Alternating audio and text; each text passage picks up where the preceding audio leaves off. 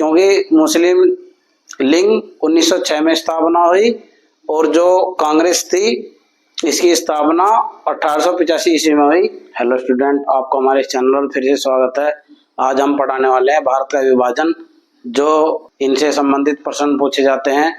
यदि आप हमारे इस चैनल पर नए हैं तो इस चैनल को लाइक, सब्सक्राइब, शेयर जरूर कीजिएगा और वीडियो को शुरू से अंत तक जरूर देखिएगा। हम आपको बताने वाले हैं कि भारत का विभाजन क्यों और कैसे हुआ, इसके बारे में आपको हम विस्तार पूर्वक जानकारी देंगे और आपको ये वीडियो शुरू से अंत तक जरूर। जब अंग्रेज इस देश के अंदर आए तब उस समय तारीख थी 31 दिसंबर और 1600 ईस्वी। इसे नोट कर लीजिएगा, 31 दिसंबर 1600 ईस्वी। हर उस व्यक्ति को अंग्रेजों से मुक्ति पानी है। लेकिन आखिरकार ऐसा क्या हुआ कि इतना बड़ा नरसंहार हुआ। कुछ काबिल लोग बताते हैं कि 2 लाख से लेकर के 5 लाख तक व्यक्ति देश की आजादी के समय में, मतलब कि देश विभाजन जब हुआ उस समय पर लोग मारे गए। और उससे जुड़ी हुई जो घटना है उस पर आज हम विस्तार पूर्वक चर्चा करेंगे, तो हमारे साथ आप जुड़े रहिए और इसके बारे में अब आपको मैं बताने वाला हूं। तो चलिए अब हम इसके बारे में प्रारंभ करते हैं कि कैसे भारत विभाजन हुआ और इसके क्या कारण बने। भारत विभाजन में सबसे बड़ा जो योगदान था वो मुस्लिम लीग का था।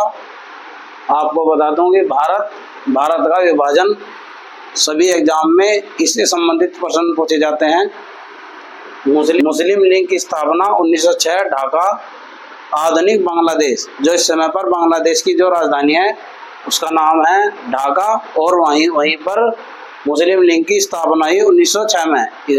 जल्द ही यह लीग, जो ये मुस्लिम लीग है, यह जल्द ही लीग यूपी के अलीगढ़ में, जो उस समय पर मुस्लिम जो बहुल क्षेत्र था, वर्ग था, उसके प्रभाव में आई।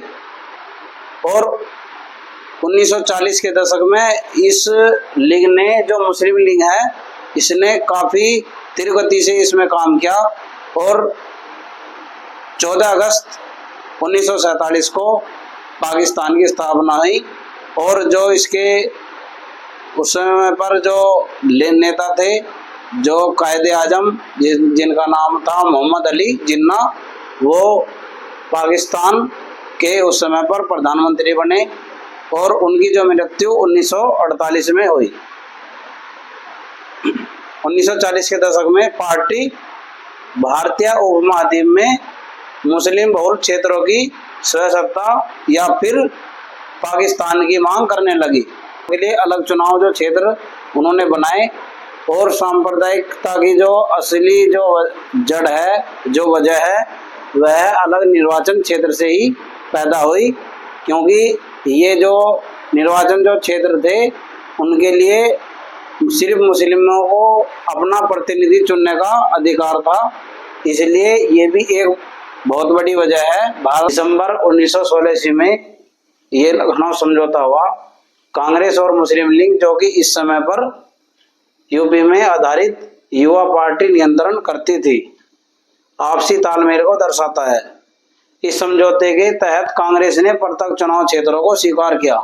जो लखनऊ समझौता 1916 ईस्वी में, इस चुनावी क्षेत्रों को उन्होंने पृथक, जो अलग होने का फैसला लिया, उसे स्वीकार किया।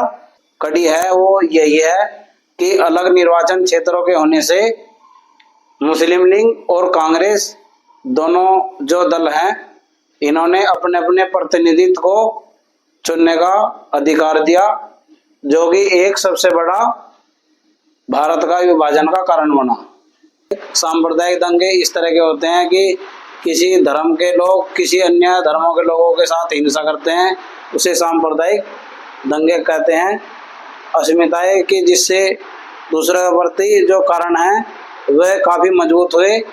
जो 20वीं शताब्दी के प्रारंभ में 1920 और 1930 के दशकों में कई घटनाओं की वजह से तनाव उभरे। जो 1920 और 30 के दशकों में जो घटनाएं घटी जो हिंदू और मुसलमानों के बीच में जो उस समय पर घटनाएं घटी उससे काफी तनाव उभरे। मुसलमानों को मस्जिद के सामने संगीत, जो मुस्लिम कम्युनिटी के जो लोग हैं जिस समय पर वो नमाज पढ़ते हैं, इबादत करते हैं, उस समय पर जब लोग उन मस्जिद के सामने से गुजरते हैं तो काफ़ी शोर शराबा जो होता है, उससे जो नमाजी जो व्यक्ति हैं जो नमाज पढ़ते हैं उन्हें काफ़ी दिक्कत होती है इबादत करने में। ये भी एक वजह है। गोरक्षा जो आज भी एक समस्या है, गोरक्षा। आर्य समाज की शुद्धिकरण, जो आर्य जो समाज है जो 20वीं सदी में जो प्रारंभ हुआ, 19वीं सदी के आखिरी में और 20वीं सदी के प्रारंभ में आर्य समाज की जो नीतियां हैं उनका सिर्फ एक यही नारा था कि वेदों की तरफ लौटो और जो नव मुसलमान हैं वो फिर से हिंदू धर्म में वापस हो जाएं। ये आर्य समाज की जो नीति थी उनका यही उद्देश्य था कि आर्य समाज जो है हिंदुओं को शुद्धिकरण की कोशिश करे, जिससे नव मुसलमानों को फिर से हिंदू बनाया जा सके। 1923 के बाद तबलीग है, जिसे प्रचार कहते हैं, तंजीम संगठन के विस्तार से काफ़ी क्रोधित थे। तो ज़्यादा एकजुटता के जिस धर्म के जिस वर्ग के जो लोग थे उस समय पर वे अपने अपने समुदायों के बीच में गए और उन्होंने इस जो है खाई को और भी गहरा कर दिया। जो आपस में जो लोग मिलकर के रहते थे, देश की आज़ादी के लिए लड़ रहे थे, आखिरकार बड़ी मशक्क़त के बाद देश आज़ाद हुआ, लेकिन देश दो टुकड़ों में बट गया, भारत और पाकिस्तान में। 1937 में प्रांतीय चुनाव और कांग्रेस मंत्रालय। 1937 ईस्वी में पहली बार चुनाव कराए गए। जो मताधिकार है, जो वोट गिनने का जो अधिकार है, उस समय पर केवल 10 से 12% लोगों के पास था। जैसे कि आज देश के कॉन्स्टिट्यूशन संविधान में है कि हर व्यक्ति जो कि 18 वर्ष की आयु पार कर चुका है वह मताधिकार का पात्र है, जो उस समय पर नहीं था। उस समय पर सिर्फ और सिर्फ 10 या 12% लोग ही वोट कर सकते थे। चुनाव में कांग्रेस के परिणाम अच्छे रहे। जो 1937 में जो प्रांतीय जो चुनाव हुए, चुनाव में कांग्रेस के परिणाम काफी अच्छे रहे। 11 में से 5 प्रांतों में पूर्ण बहुमत प्राप्त हुआ। जो 1937 में जो चुनाव हुए, 11 में से 5 प्रांतों में पूर्ण बहुमत प्राप्त हुआ कांग्रेस को, और 7 में अपनी सरकार बनाई। मुसलमानों के लिए आरक्षित जो चुनाव जो क्षेत्र हैं, कांग्रेस का प्रदर्शन काफी, और इसके लिए उन्हें आरक्षित जो क्षेत्र थे वो उन्हें मिले, लेकिन मुस्लिम लीग इसमें अच्छा प्रदर्शन नहीं कर पाई और कांग्रेस जो मुस्लिम बहुल जो क्षेत्र थे वहां पर भी अपनी पकड़ बनाए रखी और उन्होंने काफी अच्छा प्रदर्शन इसमें 1937 ईस्वी में जो प्रांतीय चुनाव हुए इसमें काफी बेहतर किया। और में इस प्रदेश का नाम अवध था और प्राचीन जो नाम था इसका नाम साकेत था, जो उत्तर प्रदेश है। में मुस्लिम लीग जो थी जिसकी स्थापना 1986 में हुई, कांग्रेस के साथ मिलकर के सरकार बनाना चाहती थी।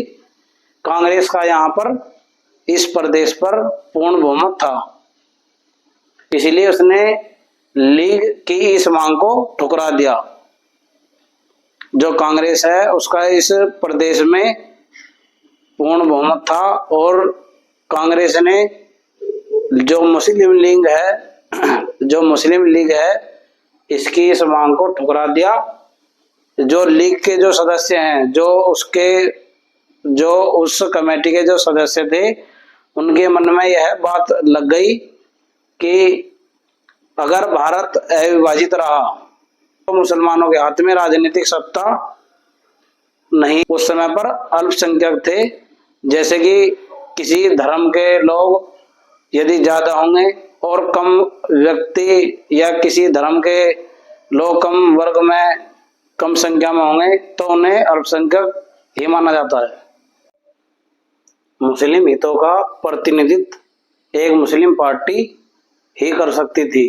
कांग्रेस एक हिंदू दल था और मुस्लिम लीग जो थी वह मुस्लिम पार्टी थी।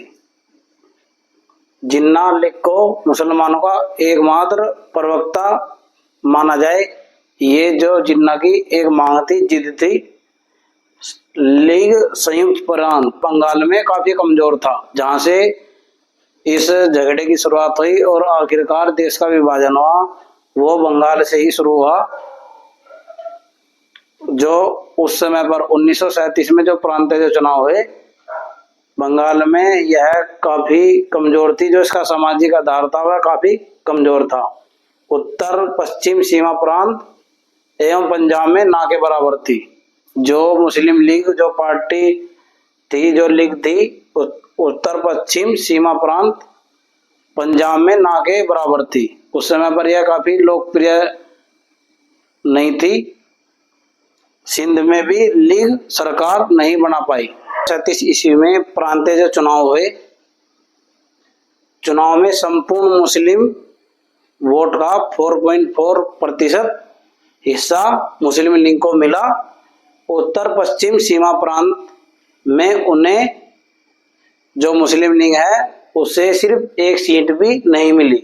जो उत्तर पश्चिम जो प्रांत या जो सीमा है उन्हें उस समय पर एक भी सीट नहीं मिली। पंजाब की जो 84 जो आरक्षित जो सीट थी जो मुस्लिम लीग के पास थी, उनमें से सिर्फ 2 सीटें ही मुस्लिम लीग जीत पाई और सिंध में 33 में से 3 सीटें उन्हें प्राप्त हुई। और कांग्रेस का जो इनके अंदर काफी अच्छा प्रदर्शन था। जो मुस्लिम बहुल क्षेत्र थे वहां पर भी इसका काफी अच्छा प्रदर्शन रहा। ये वजह थी क्योंकि मुस्लिम लीग 1906 में स्थापना हुई और जो कांग्रेस थी इसकी स्थापना 1885 ईस्वी में हुई और इसके अंदर काफी धर्म और वर्ग के लोग कांग्रेस पार्टी में सम्मिलित थे। ये भी इसका एक असल वजह है जो कि मुस्लिम बहुल क्षेत्र के अंदर कांग्रेस अच्छा प्रदर्शन कर पाई। 10 साल बाद इन सभी प्रांतों से पाकिस्तान की स्थापना हुई। जो 1937 ईस्वी में जो प्रांतीय जो चुनाव हुए, इसके 10 साल बाद जो प्रांत जो थे इन सभी प्रांतों से मिलकर के पाकिस्तान का निर्माण हुआ। लीग ने सामाजिक समर्थन को अपनी कोशिशें दोहरी कर दी। जो सामाजिक जो आधार था और भी कोशिशें उन्होंने तेजी से कर दी। कांग्रेस मंत्रालय जो थे, जो 1937 में जो मंत्रालय थे प्रांतीय जो चुनाव हुए, कांग्रेस मंत्रालय ने इन खाई को और गहरा कर दिया कि आपस जो मिलकर के जो चुनाव होने थे, उन्होंने इस जो संयुक्त जो प्रांत जो चुनाव हुए जहां पर पूर्ण बहुमत की जो सरकार थी कांग्रेस की, लीग का समर्थन करने को कांग्रेस ने बिल्कुल मना कर दिया। मुस्लिम लीग जमींदारी प्रथा का समर्थन करती थी। जो जमींदार जो लोग हैं वो है, जो लीग थी वह चाहती थी कि जो लोग जिन पर जमीन है वह जमीन उन पर बनी रहे और बड़े बड़े जो जमींदार थे उनके अंडर में ये लोग काम करें। जो उस समय पर अंग्रेजी दौर में भी उसी दौर का जो समय था वह भी ऐसी चाहती थी कि लीग इसका ही समर्थन करती थी। जो जमींदारी प्रथा थी कांग्रेस उसको खत्म करना चाहती थी। भारत विभाजन में मुस्लिम लीग हिंदू महासभा का बहुत बड़ा किरदार है, जो कि आखिरकार 14 अगस्त 1947 को भारत का विभाजन हुआ और पाकिस्तान का निर्माण हुआ। मुस्लिम लीग की जो स्थापना 1906 में हुई और यह जो मुस्लिम लीग थी, यह जो लीग थी यूपी के अलीगढ़, जो आज के समय में जो अलीगढ़ है जो यूपी के अंदर है, मुस्लिम वर्ग के प्रभाव में आ गई। 1940 के दशक में पार्टी भारतीय महाद्वीप के मुस्लिम बहुल क्षेत्रों जो मुस्लिम बहुल जो क्षेत्र हैं फिर पाकिस्तान की मांग करने लगी 1940 के दशक में। हिंदू महासभा की स्थापना 1915 में हुई। यह एक हिंदू पार्टी थी, उत्तर भारत तक सीमित रही। यह पार्टी हिंदुओं के बीच जाति संप्रदाय के जो फर्क हैं उन्हें खत्म कर हिंदू समाज में एकता पैदा, जो जाति हैं और संप्रदाय हैं उन जो फर्क हैं उन्हें खत्म कर हिंदू समाज के अंदर एकता पैदा करने की कोशिश की हिंदू महासभा ने, जिसकी स्थापना 1915 में हुई। हिंदू महासभा हिंदुओं को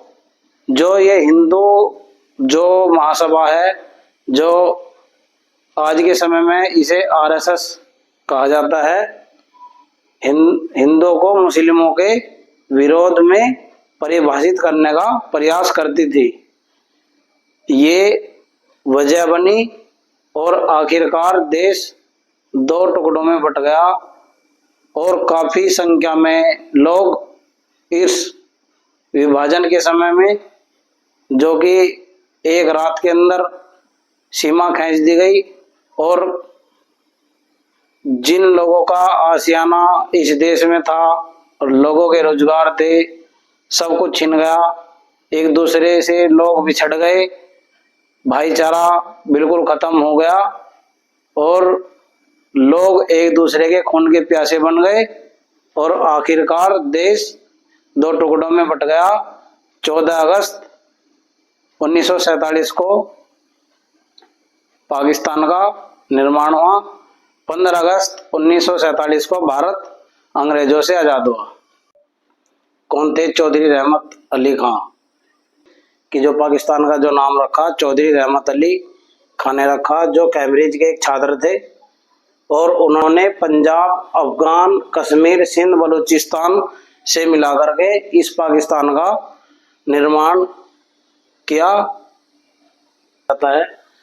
तो पाकिस्तान का जो प्रस्ताव है वह इस प्रकार है। 23 मार्च 1940 को मुस्लिम लीग ने उपमहाद्वीप के मुस्लिम बहुल इलाकों के लिए कुछ स्वयं की मांग का प्रस्ताव पेश किया। प्रस्ताव में कहीं भी विभाजन या पाकिस्तान का जिक्र नहीं था। पंजाब के प्रधानमंत्री सिकंदर जो और यूनियनिस्ट पार्टी के नेता सिकंदर हयात 1 मार्च 1941 को पंजाब असेंबली को संबोधित करते हुए ऐलान किया कि वह ऐसे पाकिस्तान का विरोध करते हैं जहां पर सिर्फ मुस्लिम हो या हिंदू राज हो। वह इसके बिल्कुल भी पक्ष में नहीं थे। सबको आपस में मिलकर के रहने की जो आज़ादी थी, उसमें जो सिकंदर हयात थे उन्होंने इसमें कोशिश ये की कि यदि दोनों देश अलग अलग भी होते हैं तो किसी मुस्लिम या हिंदू का एक साथ देश नहीं होना चाहिए। उसका इन्होंने खुल करके विरोध किया। विभाजन का अचानक हो जाना। 1946 में दोबारा प्रांतीय चुनाव हुए। इसी तरह से जो पहला जो चुनाव हुआ, जो प्रांतीय जो चुनाव हुआ 1937 में हुआ और जो दूसरा प्रांतीय जो चुनाव हुआ 1946 ईस्वी में हुआ। सामान्य सीटों पर कांग्रेस को एक तरफा सफलता मिली। 91.3% जो गैर मुस्लिम वोट कांग्रेस के खाते में गए। जो एक सामान्य सीट थी जो कि 91.3% गैर मुस्लिम वोट, जो कि मुस्लिमों से अलग जो वोट थे वो कांग्रेस के खाते में गए। मुसलमानों के लिए आरक्षित जो सीटें थी, मुस्लिम लीग को ऐसी ही बेजोड़ सफलता मिली। जिस तरह से सामान्य सीट पर कांग्रेस को अच्छी सफलता मिली, जो कि 91.3% गैर मुस्लिम जो वोट था वो कांग्रेस के हित में गया। और जो मुस्लिम लीग की जो पार्टी थी, जो कि उनके अलग ही आरक्षित जो सीटें थी, उन्हें भी बेजोड़ सफलता मिली मुस्लिम लीग को। मध्य प्रांत में उसने सभी, जो मुस्लिम लीग है मध्य प्रांत में उसने सभी आरक्षित सीटें जीती। मुस्लिम वोटों में से 86.6% उसके उम्मीदवारों को मिले। जो मुस्लिम लीग जो है, जो आरक्षित जो सीट है जिस पर मुस्लिम मध्य प्रांत में उसने सभी 30 आरक्षित जो सीटें थी, मुस्लिम वोटों में से 86.6% उसके उम्मीदवारों को मिले। जो आरक्षित जो सीट थी वो मुस्लिम लीग की थी और जो सामान्य जो सीट थी वो कांग्रेस की थी। सभी प्रांतों की कुल 509 आरक्षित जो सीटें थी उसमें से 442 मुस्लिम लीग के पास गई। जो 509 जो आरक्षित जो सीटें हैं 442 मुस्लिम लीग के पास गई। 1940 में जाकर ही मुस्लिम लीग खुद को मुस्लिम मतदाताओं के बीच सबसे प्रभावशाली पार्टी के रूप में स्थापित कर पाई। 10-12% लोगों को ही प्रांतीय चुनाव में वोट डालने का अधिकार दिया गया। जैसा कि आज के दौर में कॉन्स्टिट्यूशन भारत का जो संविधान है 18 वर्ष का व्यक्ति वोट डालने का पात्र है, इसी तरह से उस समय पर 10 या 12% लोगों को ही प्रांतीय चुनाव में वोट डालने का अधिकार था। केंद्रीय असेंबली के चुनाव में तो केवल 1% लोगों को ही मताधिकार। अब चलते हैं विभाजन की ओर। 16 अगस्त 1940 को प्रत्यक्ष कार्रवाई दिवस डायरेक्ट एक्शन डे मनाने का ऐलान किया। किसने? मुस्लिम लीग ने। उसी दिन कलकत्ता में दंगा भड़का। जो कलकत्ता के अंदर 16 अगस्त 1940 को प्रत्यक्ष कार्रवाई दिवस के रूप में डायरेक्ट एक्शन डे मनाने का ऐलान किया मुस्लिम लीग ने, जो कि कई दिनों तक चला, जिसके अंदर हजारों लाखों की तादाद में लोग मारे गए। मार्च 1947 तक उत्तर भारत के बहुत सारे भागों में हिंसा फैल चुकी थी। जो 1947 में मार्च के महीने में भारत के बहुत सारे भागों में हिंसा काफी बढ़ चुकी थी। मार्च 1947 में कांग्रेस का जो हाई कमीशन था उसने पंजाब को मुस्लिम बहुल और हिंदू सिख बहुल, जैसे कि मुस्लिम कम्युनिटी के जो लोग हैं किसी जगह काफी संख्या में हैं और उसी तरह हिंदू और सिख ज्यादा कम्युनिटी में हैं, तो दो हिस्सों में बांटने का कांग्रेस हाईकमान ने इस प्रस्ताव को मंजूर कर दिया। कांग्रेस ने बंगाल के मामले में भी यही सिद्धांत अपनाने का सुझाव दिया। मार्च 1947 से तकरीबन तक चलता रहा। बहावलपुर जो आज के समय में पाकिस्तान के अंदर है, वहां पर एक अंग्रेज अफसर जिसका नाम है फेडरल मून नाम का जो अफसर है, मार्च 1947 में पूरे अमृतसर में आगजनी और मारकाट हो रही थी।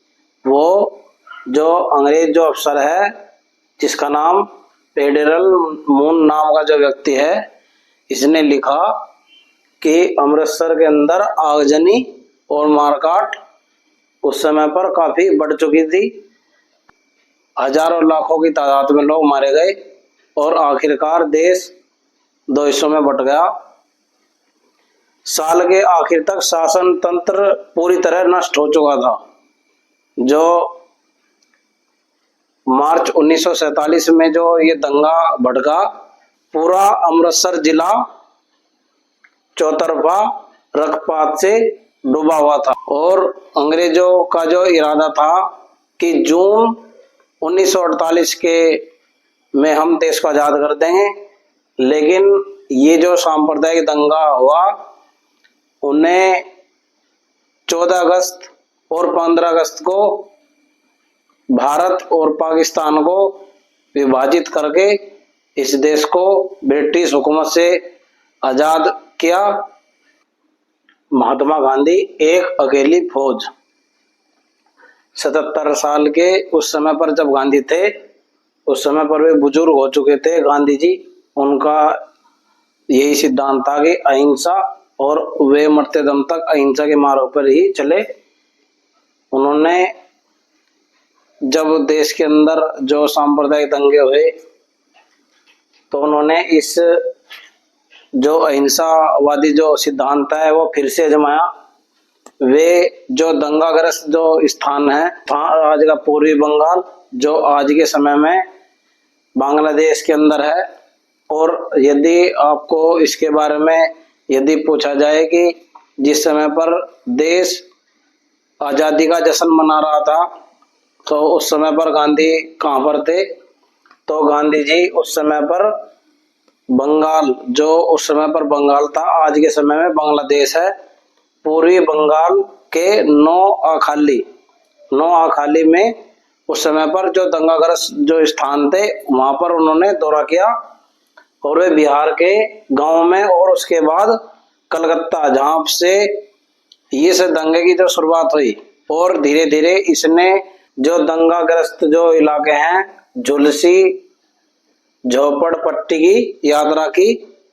उनकी कोशिश थी कि हिंदू मुसलमान को न मारे और मुस्लिम हिंदू को न मारे। उनकी ये इन्हें हानि पहुंचाई गई, इनके साथ बलात्कार हुए, इन्हें बेचा गया, खरीदा गया। जैसा कि इस मुहिम में कुल मिलाकर लगभग 30,000 औरतें भारत से, जो मुस्लिम औरतें हैं, जो 22,000 जो मुस्लिम औरतें हैं, वह भारत से पाकिस्तान भेजा गया। और 8,000 जो महिला हैं हिंदू और सिख औरतों को पाकिस्तान से निकाला गया। और यह मुहिम 1954। आप लोगों को मेरे द्वारा जो दी हुई जो जानकारी है आपको ये कैसी लगी, आप मुझे कमेंट करके बता सकते हैं। यदि आप हमारे इस चैनल पर यदि आप नए हैं तो इस चैनल को सब्सक्राइब कीजिए और कमेंट कीजिए, शेयर कीजिए, जिससे कि पता चले कि देश को सिर्फ शांति और सद्भावना की आवश्यकता है, जिससे देश उन्नति करे। तो आज के लिए इतना ही। जय हिंद, जय भारत।